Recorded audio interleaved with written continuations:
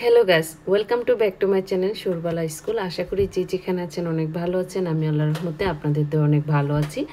আজকে যে বিষয় নিয়ে কথা বলবো যে খুবই একটি গুরুত্বপূর্ণ বিষয় এবং অনেকেই আমার কাছে জানতেও চেয়েছেন যে আপু, আমি ডিগ্রি কমপ্লিট করেছি, এখন আমি এলএলবি করলে ভালো হবে কিনা। আসলে ডিগ্রি কমপ্লিটের পর আপনি কি করবেন সম্পূর্ণ কিন্তু ইন্টেনশন আপনার নিজেকে থাকতে হবে। ডিগ্রি পাশের পর আপনি কি করতে চান? আপনি কি মাস্টার্স করতে চান নাকি এলএলবি করতে চান? আর সম্পূর্ণ ইন্টেনশনটা আপনার নিজেকে চিন্তা ভাবনা করতে হবে। আপনার নিজেকে ভাবতে হবে আপনি কি হতে চান। আপনার লক্ষ্যের উপর নির্ভর করবে আপনি কি মাস্টার্স করবেন নাকি আপনি এলএলবি করবেন ডিগ্রির পর। তো এলএলবি পাস কোর্সটা কিন্তু ডিগ্রির পর করা যায়।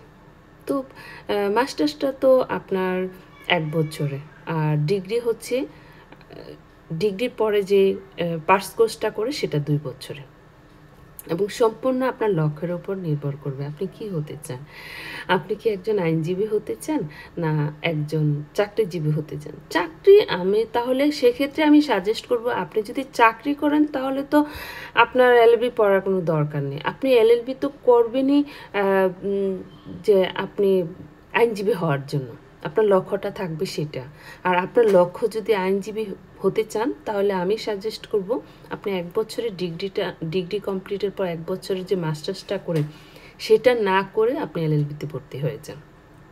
তাহলে কিন্তু আপনার 1 বছরে আপনার হাতে পাচ্ছেন বেশি সময়। আর যদি আপনি ডিগ্রি কমপ্লিটের পর মাস্টার্স কমপ্লিটের পর ভর্তি হন তাহলে কিন্তু আপনার অনেকটা সময় আবার 1 বছর পিছনে চলে যাবেন।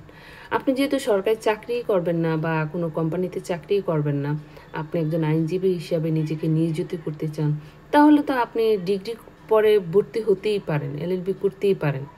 এটা তো মানে এক নিঃসন্দেহে বা একদম চোখ বন্ধ করেই চিন্তা ভাবনা করা যায় যে আমি একজন আইনজীবী হব, সেই কারণে আমাকে কী করতে হবে।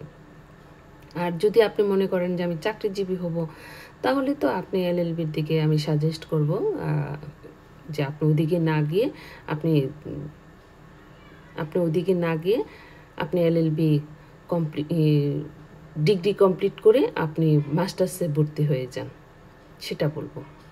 তো গাইস, আপনারা অনেকেই এলএলবি পাস কোর্স সম্বন্ধে জানতে চান, এবং পাস কোর্সে 2 বছরে করার অনেক ভিডিও আমার ইউটিউব চ্যানেলে দেওয়া আছে, আপনারা দেখতে পারেন। অনেক দিন পর ভিডিও দিয়ে আজকে আপলোড করলাম, একটু লেট হয়ে গেছে। এখন থেকে প্রতিনিয়তই পাবেন। কে কী সম্বন্ধে জানতে চান অবশ্যই আমাকে একটু কমেন্ট করতে পারেন।